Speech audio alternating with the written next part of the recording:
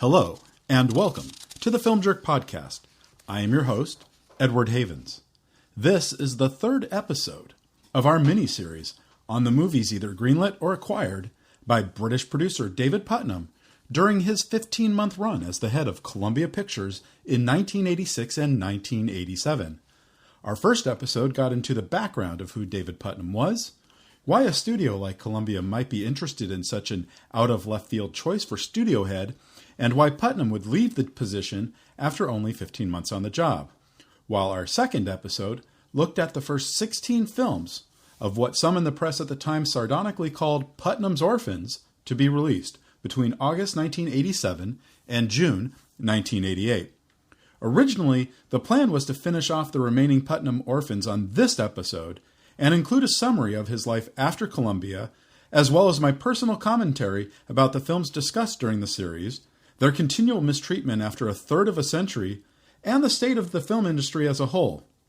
In case, you weren't sure where I stood on this yet. But while finishing my research for this episode, I discovered two more films that needed to be covered that were mysteries in my original research, as well as several movies that were in development at Puttnam's Columbia that would subsequently be canceled by Dawn Steele. So now I find myself needing to turn what should have been one very long episode into two more manageable episodes. So let's get started. The first film we'll be talking about today is Ken Annakin's The New Adventures of Pippi Longstocking. Now, I don't know about you, but when I was a smaller lad growing up in Los Angeles in the mid to late 1970s, the Swedish Pippi Longstocking movies featuring Inger Nelson played every few weeks on a Saturday afternoon on KTLA Channel 5's Family Film Festival hosted by Tom Hatton, on a cycle along with The Little Rascals, the Paramount comedies of Jerry Lewis, The Phantom Tollbooth, and Gay Prix, among others. I remember all these details 45 years later, but I don't remember a dang thing about those four Pippi movies I easily watched 15 to 20 times each. But I am sure this wasn't only happening in Los Angeles, and I'm equally certain that it was this kind of nascent Gen X childhood nostalgia that would lead to the production of this new film, a joint venture between Columbia and Svensk Film Industri, the Swedish production company who had produced most of the adaptations of author Astrid Lindgren's books over the past 60 years, including the Pippi Longstocking movies. At first, the author was hesitant to have an American company make a movie of a character she considered to be her own daughter, but she would be won over by one of the young daughters of producer Gary Melman, who personally petitioned Lindgren in Stockholm and won the author over by hugging her during their introduction. Although the film would ostensibly take place in Sweden, the movie itself would be shot in Jacksonville, Florida. 12-year-old Tammy Aaron from nearby Miami would be cast in the title role after the filmmakers auditioned more than 8,000 young ladies in Canada, the United Kingdom, and the United States. The elements of a Pippi Longstocking origin story are there. A young girl with long red hair done up in crazy long pigtails returns to her family home in a small village after her father goes missing, and she has a series of wacky adventures with a brother and sister duo from town, as well as her pet monkey Mr. Nilsson and her horse Alonzo. The film would also feature the amazing Eileen Brennan as the well-meaning operator of a town orphanage, actor and future Adam Sandler go-to director Dennis Dugan as the father of Pippi's friends, the great character actor John Schuck as Pippi's father, and Dick Van Patten as a local inventor. Production on the $10 million movie began in May 1987, and Columbia would set a late summer 1988 release date. Ahead of its July 29th opening day, the film would have its first public playdates in Tokyo in March, and would have its American premiere at a local theater in Jacksonville. It would be polite to say the reviews were mixed, but most critics were also kind enough to point out that the movie wasn't really aimed at adults, and that small kids would probably be quite entertained. But in order for that to happen, parents needed to take their small kids to the theater. They didn't. Opening on 844 screens, The New Adventures of Pippi Longstocking could only eke out $933,000 in ticket sales its opening weekend. By the second weekend, most theaters still playing the film would cut their screenings of the film down to 1 or 2 matinees, and by the fourth week, it would only be found at the dollar houses, where it would play for another 18 weeks before sailing off into the sunset with $3.57 million in ticket sales. The following Friday, August 5th, would see the opening of Ken Kwapis' Vibes. The film would mark the acting debut of pop star Cyndi Lauper, which would cause some issues with one of Columbia's most valued stars at the time. When Vibes first started its life at the studio, Ghostbusters star and writer Dan Aykroyd would be cast as Nick, one of 2 psychics who are hired to find the location of a lost Incan city somewhere in the Ecuadorian mountains that is said to be hiding a great treasure. The high-concept logline for the film would be romancing the Ghostbusters in the Temple of Doom, which would make sense for Aykroyd, who appeared in 2 of those 3 films. When Puttnam met with director Kwapis and Lauper, his choice of the other psychic Sylvie, Puttnam was excited for the unusual casting choice. Aykroyd was not. After meeting with Lauper, Aykroyd did not want to work with the first-time actress, but Puttnam made sure Aykroyd knew Lauper was his choice for Sylvie, and that the actor would either work with her on the film or would not work on it at all. A few weeks later, Jeff Goldblum would be cast as Nick, and Peter Falk is the man who hires the pair to find the lost city. The remainder of the cast would include a who's who of both popular character actors like Michael Lerner and young up-and-comers like Julian Sands, Elizabeth Pena, Park Overall, Max Perlich, and John Kapelos on the younger side of the spectrum, along with Steve Buscemi as Sylvie's boyfriend. Production would begin on location in Ecuador in April 1987, shooting for 3 weeks before returning to Los Angeles for another 9 weeks. When it came time to begin promotions for the film, the marketing team at Columbia made the unusual choice to place Lauper in first position on the posters and newspaper ads. They also made the unusual decision to only have Lauper contribute 1 song called Hole in My Heart to the movie's soundtrack, and then not include that song on the movie's soundtrack album. Columbia would give the movie some leeway, provided its star power in Goldblum and Lauper, opening the movie on 1,003 theaters on August 5th with a fairly strong ad purchase behind it. But audiences flat out rejected the film, and it would come in 17th place with a paltry $916,000. A performance so poor, Columbia would not even release second-week box office information. After a few weeks, Vibes was out of theaters with a final gross of under $2 million. Even if you are a huge fan of 80s movies, there's a good chance you don't know who Amos Poe is by name. You may know him from his 1976 documentary The Blank Generation, which captured the birth of the New York punk and new wave scene. Or you may know him from his gritty 1984 New York drama Alphabet City with Vincent Spano. Poe had been capturing the underbelly of New York City life for more than a decade when he came up with an idea about a family patriarch, a retired Hollywood screenwriter who unites all of the members of his family for his birthday. Not your typical Amos Poe movie idea, especially one that had no sex or violence associated with it. And it definitely wasn't a typical Amos Poe move to accept a deal with a Hollywood studio to get it made. And it most definitely wasn't the Amos Poe way to get a cast that included the likes of Burt Lancaster, Patricia Clarkson, Francis Conroy, John Glover, Pam Grier, and Bill Pullman. But there he was, on August 4th, 1987, filming his first studio movie on a set in the Hamptons, with a dream cast and a number of newcomers, including Kevin Spacey, David Hyde Pierce, and, in their film debuts, Sarah Rue and Macaulay Culkin, who would be celebrating his 7th birthday during filming. Well, that's not 100% true. By the end of the second week, Amos Poe had already fallen behind on the schedule and was close to going over his allotted $3 million budget for the entire shoot, with several weeks of filming still to do. One of Puttnam's last acts as the head of Columbia Pictures would be to regrettably remove Amos Poe from the movie the filmmaker had hoped would catapult him into the upper echelons of Hollywood cinema. Production would shut down for a couple weeks while the studio looked for another director.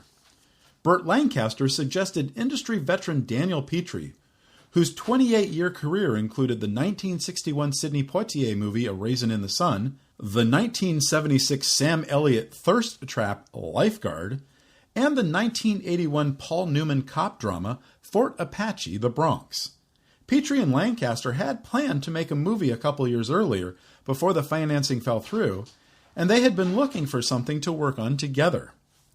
By September 1st, Culkin was now 7, and Daniel Petrie would be on set working with this amazing cast, and the production would be completed at the end of the month with no further issues and only slightly over budget. Editing on the film lasted throughout the fall and winter of 1987. Petrie would stick pretty much to post-script during shooting, but after assembling his work print, he was uncomfortable about one of the subplots involving a relationship between the Lancaster character and his housekeeper, played by Greer. The director felt it was the weakest part of the story and ended up cutting Greer completely out of the film. Columbia set a September 2nd, 1988 release date and sent the film out to 5 theaters, including the Regency Cinemas, a few blocks above Columbus Circle in New York City, and 4 theaters in Los Angeles, including my late beloved Beverly Center Cinemas. Janet Maslin of the New York Times and Michael Wilmington of the Los Angeles Times both had issues with the film but gave plenty of praise to Mr. Lancaster and several members of the cast. The newspaper ads, however, would include quotes from CBS TV's Los Angeles film critic Gary Franklin and Jeffrey Lyons from Sneak Previews, which is who studios would quote when you couldn't get a good quote from a Janet Maslin or a Michael Wilmington. The film would have a good weekend, grossing a healthy $60,000 from those 5 theaters. But as we've heard before on this miniseries, and will definitely hear again, there was no attempt to expand on this early success. The film would never play in more than 8 theaters on any given weekend, and it would exit theaters after 9 weeks and only $187,000 in ticket sales. Kevin Reynolds, at the start of his career, seemed to have quite a bit of luck. He was good friends with an up-and-coming actor named Kevin Costner, who would star in Reynolds' first movie, the 1985 road comedy Fandango. Fandango would be produced by Steven Spielberg, who was partially reminded of his own early film Amblin when he read the Reynolds script. But then Reynolds turned in his cut of the movie, and Spielberg would take his name off the film, for reasons previously discussed on our episode last year about Steven Spielberg as producer. Fandango would quickly open and close in theaters when it was released, and Reynolds decided he'd need to make something a bit more gritty. And he would find that in a play by William Mastrosimone called Nanawatai. In 1980, Mastrosimone had seen a documentary about the Soviet military campaign in Afghanistan and felt compelled to travel to the region and embed himself with a group of Afghan rebel fighters for a week. The play would first be performed in Norway in 1984, before making its American debut in Los Angeles a year later. Reynolds would see the play and knew he had found his next film. Mastrosimone would spend the next year adapting his play for the screen, and Reynolds and producer Dale Pollock would try to set the project up with David Geffen's eponymous production company, which had a long-term distribution deal with Warner Brothers, and for whom Pollock had been an executive for some time. But Geffen would pass. Pollock would soon become an executive at A&M Films, the production company arm of musician Herb Alpert's multimedia company, who had recently produced John Hughes' The Breakfast Club, and Pollock would bring the now titled The Beast of War with him. Pollock, knowing David Puttnam was looking for films that could be exploited on a global scale, would make his way back to the then Burbank Studios, where Warner Brothers and Columbia shared office space and sound stages at the time. Pollock correctly pictured Puttnam's ability to see the film for what it was, a lower-budgeted war movie that could be sold around the world, and an $8 million budget was secured. Reynolds would begin production on The Beast of War in Israel in April 1987. The Israeli government was happy to have a Hollywood production shooting within its borders, and helped the production by supplying a number of Russian tanks and weapons that had been captured during one of their wars with Syria. Stephen Bauer, who had played the lead role of Taj when the play opened in Los Angeles, was signed to play the same role in the film. Other actors cast for the film include Jason Patric, who had shot The Lost Boys the previous summer, Stephen Baldwin, getting to play his first movie character with an actual name, and Deer Hunter co-star George Zunza. But before shooting began, Reynolds and his team would put his cast through the now expected, for a military movie, mini boot camp. Although there were multiple boot camps depending on the cast, the actors portraying the Afghans would be taught to speak their dialogue in the proper Pushtu regional dialect, while the actors playing the Russian soldiers would spend 10 days in the Israeli desert going through physical endurance and military tank operation trainings.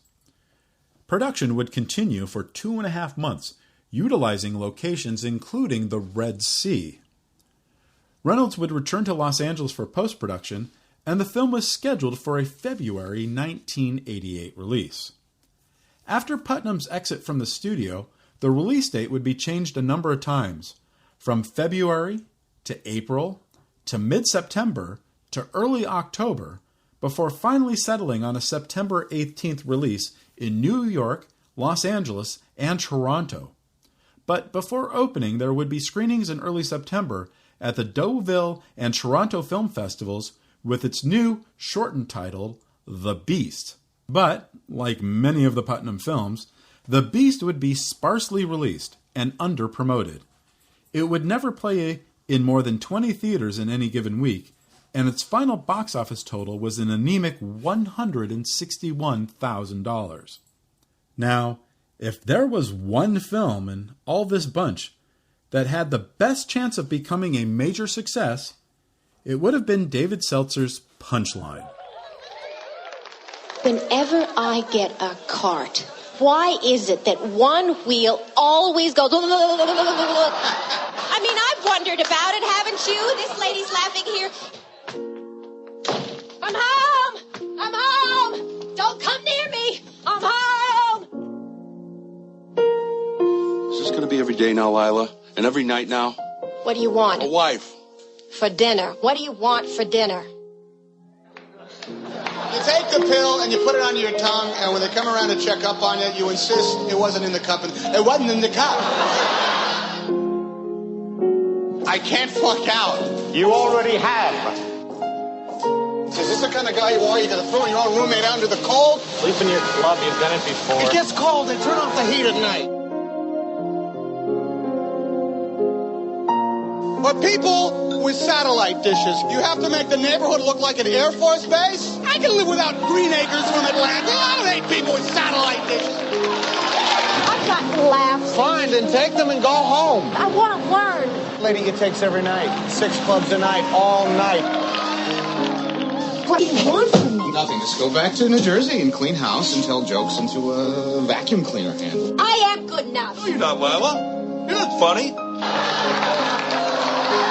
So hang out with me tonight. I'll teach you something about being funny. No one laugh at that woman! That woman is not funny! When you do it right and you make people laugh, you're doing something that no one else could do quite the same. Sally Field and Tom Hanks in the most unforgettable performances of their careers. Punchline.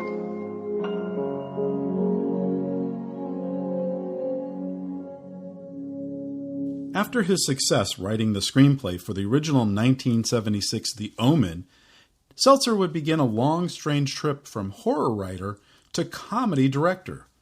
He had originally come up with the idea for Punchline about a talented young comic as he helps a housewife who wants to break into stand-up comedy in the late 1970s.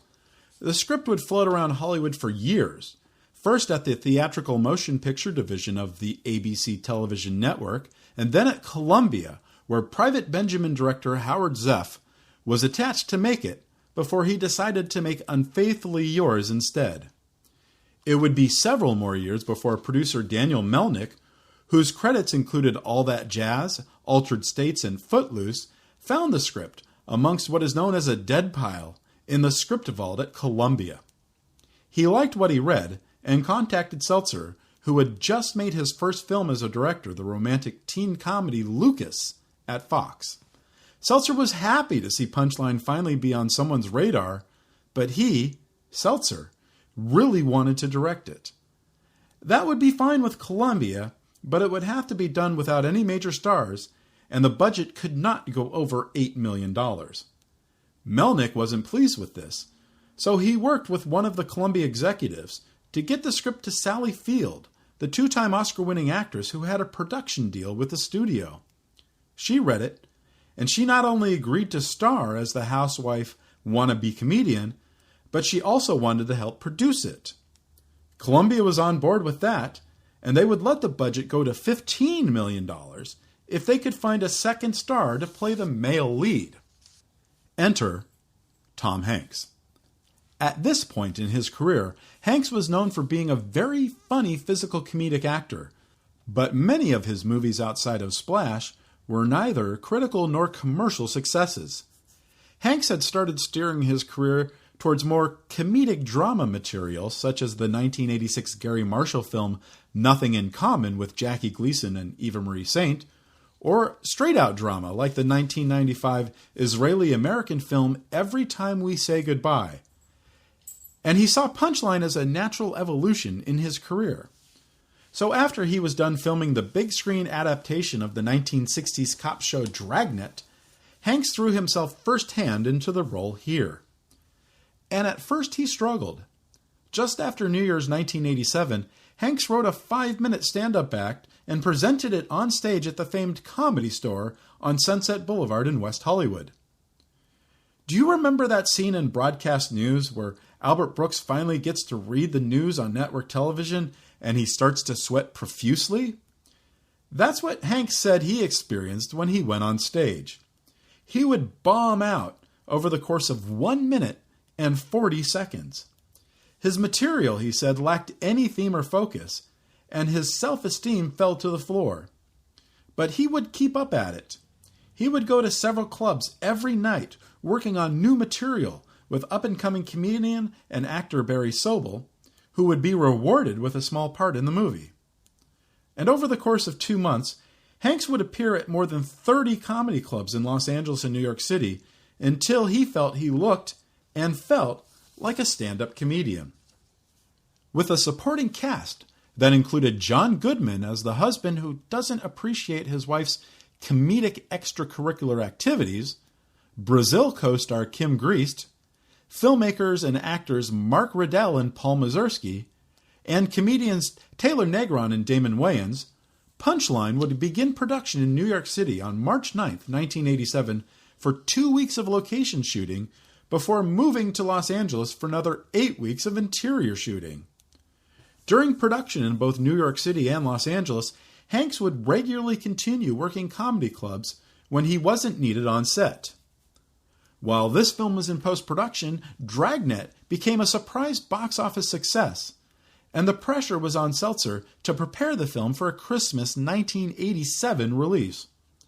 But a serious movie about stand-up comics, that's a very fine line to walk, and Seltzer would inform Puttnam in late September that he didn't think he'd have the movie ready for Christmas. One of the last things Puttnam would do as studio head would be to move the release date from Christmas Day to late January. Just before Thanksgiving, Seltzer would inform new studio head Don Steele that he didn't think that he'd make the late January date either. Maybe February or March 1988, she asked? Maybe.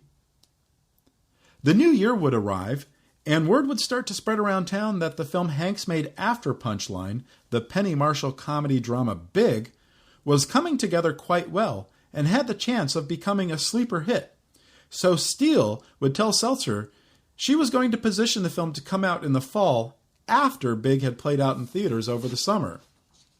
Seltzer would deliver his final cut in late spring, and Steele felt that this was their strongest candidate for award season glory for 1988, and would schedule a platform release beginning in Chicago, Los Angeles, New York City, and Toronto beginning September 30th. The reviews were mostly good for the film, and in that first weekend on 4 screens, the film would gross an astounding $160,000. The only film in theaters that weekend that would come anywhere close to Punchline's $40,000 per screen average was Clint Eastwood's musical biography of Charlie Parker, Bird, which would gross over $27,000 from a single playdate at the Plaza Theater in Midtown Manhattan. Excited by these initial grosses, Columbia abandoned the planned awards platform release and threw Punchline into another 750 theaters for the long Columbus Day holiday weekend. The film would come in second place with $5.2 million. Another 150 screens would be added for the third week, but the film would drop to third with $3.5 million. And although Columbia would continue to support the film, it would start sputtering out soon thereafter, dropping out of the top 10 in its 7th week. After 14 weeks, Columbia would stop tracking the film with $21 million in ticket sales accounted for. But the film would continue to play in small venues in Los Angeles and New York City, just in case it secured some Oscar nominations. It didn't. The only award the film would pick up would be a Best Actor award for Tom Hanks from the Los Angeles Film Critics Association, which would be shared with his performance in Big.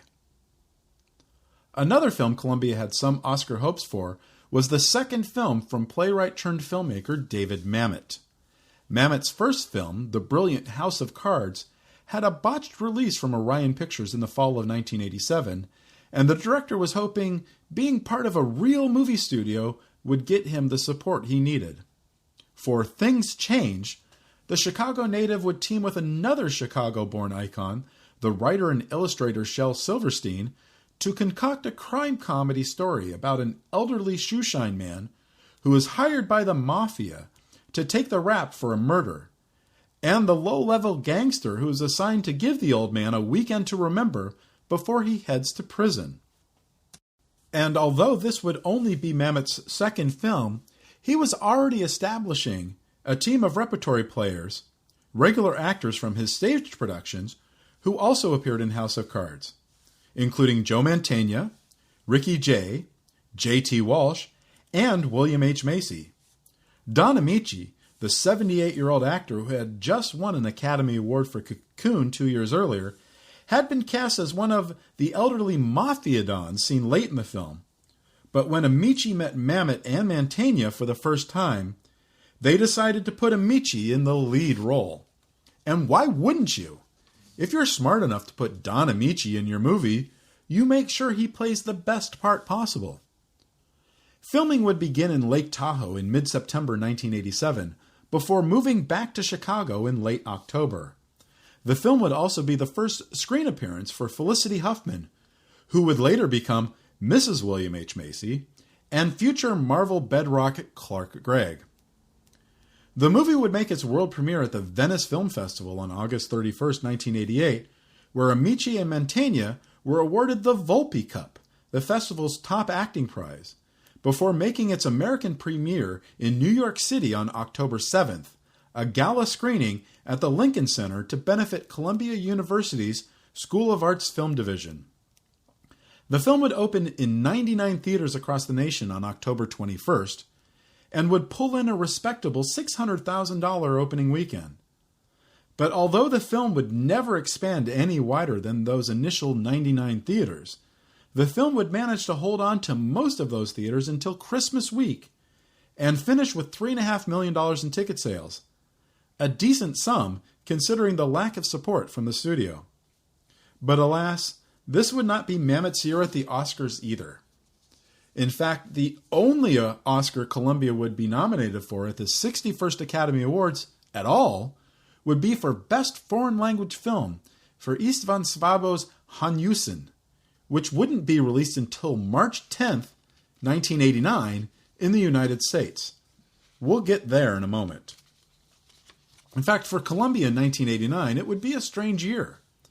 The first movies made under Don Steele would start to hit theaters in early summer, while there were still nearly a dozen Puttnam films just sitting around. One of the strange things about Hollywood is that sometimes it's better to release an unwanted film into a handful of theaters and take the write down than it would to just bury it. Every month you don't release a movie, that's more money going out the door in interest payments with nothing coming in. It's also a factor into why Warner Brothers in late 2020 decided to start releasing their movies in theaters and on their HBO Max streaming service at the same time. Because even if a studio was only paying 1% of interest per month to their credit line holders, that's $10 million a month when you have $1 billion worth of storytelling just sitting around doing nothing. So to get those Puttnam films out once and for all was exactly what Columbia would do in 1989. In fact, of the 23 movies Columbia would distribute in 1989, only 8 of them were Columbia Pictures movies greenlit or acquired by Don Steele. Another 3 of them were the final films from the output deal they had with the Weintraub Entertainment Group, who was the subject of our very first podcast back in July 2019.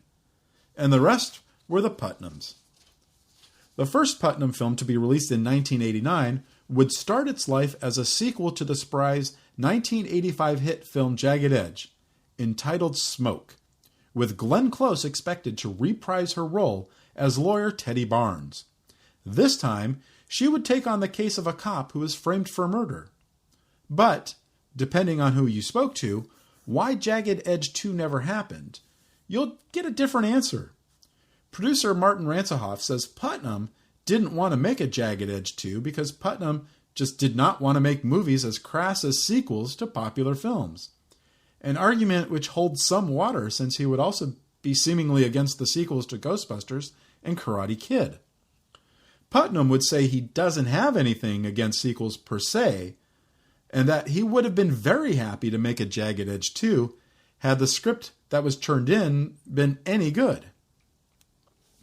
Ransohoff decided that the script was good enough to be its own movie without the Jagged Edge connection, and he had the screenwriter rewrite it to remove all references to characters and situations from Jagged Edge. Ransohoff submitted the script to Puttnam, and Puttnam was okay enough with it to give it the go-ahead to make it. Ironically, just before the movie went into production in September 1987, and just before he would turn in his resignation, Puttnam met with Ransohoff to maybe find a different story that could be turned into Jagged Edge 2. Ransohoff would hire new writers to develop that film, but a proper sequel would never materialize. Michael Crichton, the best-selling author and filmmaker, had, to this point, never made a movie that he wasn't also the writer of, either as the screenwriter or as the writer of the novel for which the movie was based on.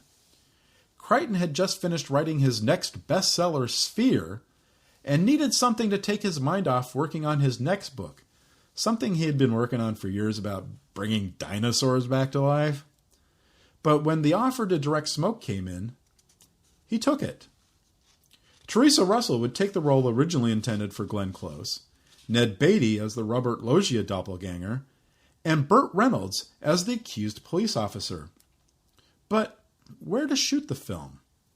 At first, the 10-week shoot was expected to happen around Seattle and Vancouver in September 1987, but at the last minute, Crichton settled on Boston, Montreal, and Toronto. Maybe Crichton should have stuck with only directing movies he had written. David Kerr of the Chicago Tribune called the film a feeble thriller and the worst film of Crichton's career, noting that there was not an ounce of commitment or conviction in the film, while Michael Wilmington of the Los Angeles Times would note that it was a thriller that just didn't thrill. Janet Maslin of the New York Times at least had something nice to say about Burt, but not nice enough to warrant a message in the newspaper ads. There would be no quotes from any critics. It would be simply advertised as being from the producer of Jagged Edge. Opening on 691 screens on January 27th, the now titled Physical Evidence would gross $1.78 million, which would just barely put it in the top 10. In its second week, the film would add 4 screens, but lose more than 65% of its first weekend audience, and it would be gone from most first-run theaters after that second week. It hung around some dollar houses for a few months, but it could not muster more than $3.56 million in ticket sales. Puttnam rescued 2 films from the ash heap of Paramount Pictures, the first being Joseph Rubin's legal drama True Believer. This would be the first produced screenplay for writer Wesley Strick, who would become one of the hottest writers in Hollywood in the coming decade, either creating or adapting the screenplays for Frank Marshall's Arachnophobia, Martin Scorsese's Cape Fear, Tim Burton's Batman Returns, Mike Nichols' Wolf, and Philip Noyce's The Saint. James Woods would star as Eddie Dodd, a former civil liberties lawyer who had switched sides and now defends drug dealers, and Robert Downey Jr. as his clerk, a recent law school graduate who was drawn to a case about a young Korean man who has been imprisoned for a gang murder in New York City's Chinatown district. Margaret Collin, Kurtwood Smith, Luis Guzman, Kurt Fuller, and Graham Beckel would round out the cast. Based in part on the life of San Francisco civil rights lawyer Tony Serra, who successfully defended Huey P. Newton in a 1970 murder trial, and his ability to win an acquittal for a Korean immigrant who had been convicted of murder in 1973 and sentenced to life imprisonment, True Believer would mostly film across the Bay Bridge in Oakland for 2 months during March and April 1988. Originally planned for a Christmas '88 release, the film would be held until February 17, 1989, in part to give some breathing room to physical evidence, where it would open to acceptable reviews, including a 3-star review from Roger Ebert, which would praise Woods as always being hypnotically watchable. The opening weekend box office wasn't too bad, $3 million from 897 screens, especially considering this 4-day President's Day weekend had no less than 6 other movies opening on at least 500 screens. And the film would hold its own for a couple of weeks, dropping only 35% of its audience from week 1 to week 2, and from week 2 to week 3. But the film would start losing theaters soon thereafter, as the spring of 1989 was loaded with a record number of new releases from the major studios. After 10 weeks, True Believer would gross $8.74 million. Not a great number, so it would be kind of strange when Columbia would adapt the movie into a television series in 1991, Eddie Dodd, with Treat Williams as Dodd. But the show would only last 6 episodes before being canceled by ABC. Okay, now we're at Hanussen. The movie tells the true story of Austrian Jewish publicist, charlatan, and clairvoyant performer Erich Jan Hanussen, who was acclaimed in his lifetime as a hypnotist, mentalist, occultist, and astrologer. One of his most famous feats of clairvoyance was the prediction of the Reichstag fire in February 1933, a decisive event which allowed the recently appointed Chancellor of Germany, Adolf Hitler, to seize absolute power. Hanussen would be assassinated by members of the SA, the Nazi Party's original paramilitary wing, 4 weeks after the Reichstag fire. Szabó and his regular collaborator Klaus Maria Brandauer would work with regular Ingmar Bergman collaborator Eric Josefsson to tell the story. It would be the 3rd time in 8 years that a Szabó movie would be Hungary's submission to the Best Foreign Language Oscar race, after 1981's Mephisto, which would win, and 1985's Colonel Riedel, which would not. But American audiences would not embrace Hanussen the way they previously had embraced Mephisto or Colonel Riedel. The film would only gross a total of $82,635 during its short American release. Hanussen would not be the only Puttnam movie to get a theatrical release on March 10th. That second film would be Terry Gilliam's The Adventures of Baron Munchausen. From the director of Time Bandits and Brazil, a new movie full of noise.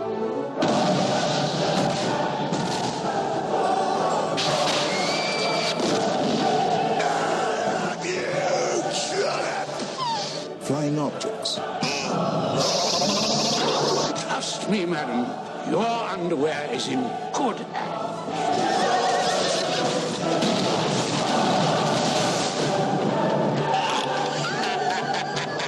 I'm back! Seafood. Hello. Is there a doctor in the fish? Celebrities. I'm Baron Munchausen. That sounds nasty. Is it contagious? Compassion. The Sultan is going to cut off my head. And? Travel. Now you come back here and expect me to follow you to the ends of the earth. Yes. All right.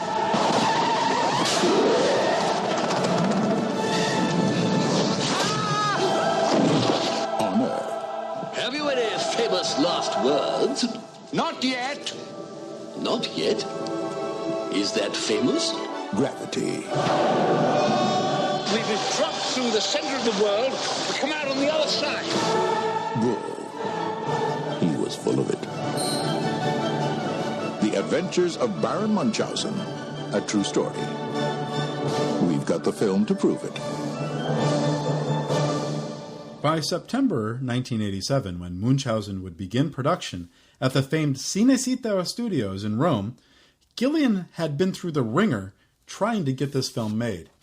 He was already exhausted from the battle with the Universal Studios over Brazil, and now he was in another battle with a studio over budgeting.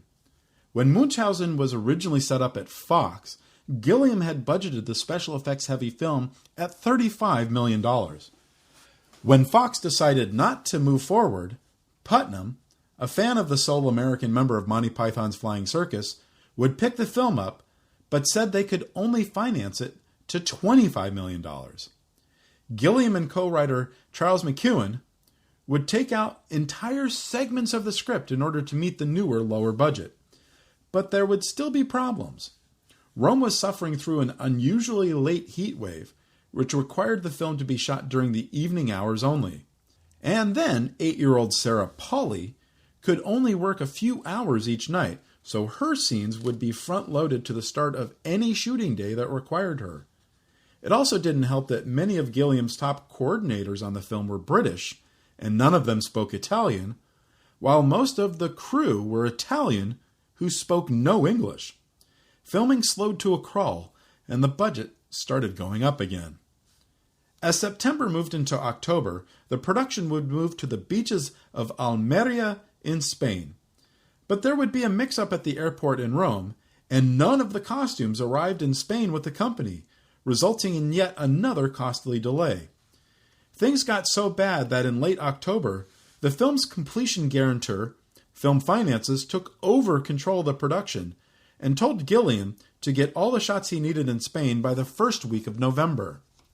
Then the financiers and Gilliam would regroup in London and go over what still needed to be completed to finish the film in a satisfactory order. One scene, involving a huge chessboard at the Sultan's palaces, was cut completely, while scenes involving the King and Queen of the Moon were reduced from a population in the thousands to just those two characters. Sean Connery, who Gilliam had worked with at the start of the decade in Time Bandits, would pull out of playing the King of the Moon. Robin Williams would hear about the problems with the production and offer himself up to play the King of the Moon for free, but the production would not be allowed to use his image or name on any of the advertising materials. Sting, a neighbor of Gilliam's at the time, would film a small cameo for the movie for free as well. And the film would also feature fellow Python Eric Idle, Time Bandits' Jack Purvis, Brazil's Jonathan Pryce, the great Oliver Reed, Bill Patterson, the star of housekeeping director Bill Forsyth's previous film, Comfort and Joy, and, in her first film performance, Uma Thurman. Before filming with Williams and Italian acting legend Valentina Cortese as the Queen of the Moon could get started, the production had so little money left, Gilliam needed to revert back to his early days of animation to make the moon sequence work. Out were the huge sets that were supposed to be built at the famed Pinewood Studios, just outside London, where the likes of the Star Wars series, and the Bond series, and many Marvel movies had been filmed. Gilliam instead would rip out his detailed sketches of what the sets were supposed to look like and arrange them on a large black board sitting atop a table, and then filming the cutout sketches moving forwards and backwards and all over the place. The final moon sequence is perhaps the most bizarre thing Gilliam has ever made. And according to the director, the final film was completed at a budget of just under $35 million, the original budget set up at Fox, while the claim of nearly $47 million budget for the film came from the completion guarantor, Film Finance. It is said that a lot of the bad press that came out during the filming of the movie was from a lawyer for Film Finance, who happened to be the son of a producer who regularly made movies with Ray Stark, and the negative tone set over the production was Stark's vitriolic payback for Puttnam's treatment of the producer, which we discussed in the previous episode. When the film finally opened in the United States, it would only play in 46 theaters that first weekend. And while the opening weekend gross of $597,000 might seem small, its nearly $13,000 per screen average would be the second highest in the nation, only behind the two-screen opening of the new Robert De Niro movie Jackknife. In its second weekend, the film would gross another $432,000 from those same 46 theaters, with its nearly $9,400 per screen average again being the second highest in the nation, just behind the single-screen playdate of James Ivory's Slaves of New York. Did Columbia judge the movie all wrong? Could they possibly have a hit film? For its third weekend, the studio would book the film on an additional 42 screens, and the per-screen average would be nearly identical to the previous week's, and it would be the highest of all films playing nationwide. But then, Columbia just kind of did nothing more for it. At its widest point of release in its 12th week, Munchausen played in only 120 theaters nationwide. As a Gilliam fan annoyed that the film might not ever open in Santa Cruz, where I was living at the time, I would drive nearly 50 miles to see Munchausen when it popped up at a small theater just outside Monterey. It was important to me to support a filmmaker whose work inspired me, because not a lot of people did with Gilliam and Munchausen. Columbia would stop tracking the film after 13 weeks, and just over $8 million in ticket sales. Ironically, considering all the trouble he had with them on Munchausen, Gilliam would team with the Columbia TriStar team for his next film, 1991's The Fisher King. Although, to be fair, Sony was now the owner of the company, and Don Steele, who Gilliam blamed for sabotaging the release of Munchausen, would be no longer with the company. And that is where we'll end this episode. The now fourth and final episode of this miniseries will be available in a couple days. Thank you for listening. We will talk again very soon. The Film Jerk Podcast has been written, produced, narrated, and edited by Edward Havens for Idiosyncratic Entertainment. Thank you again. Good night.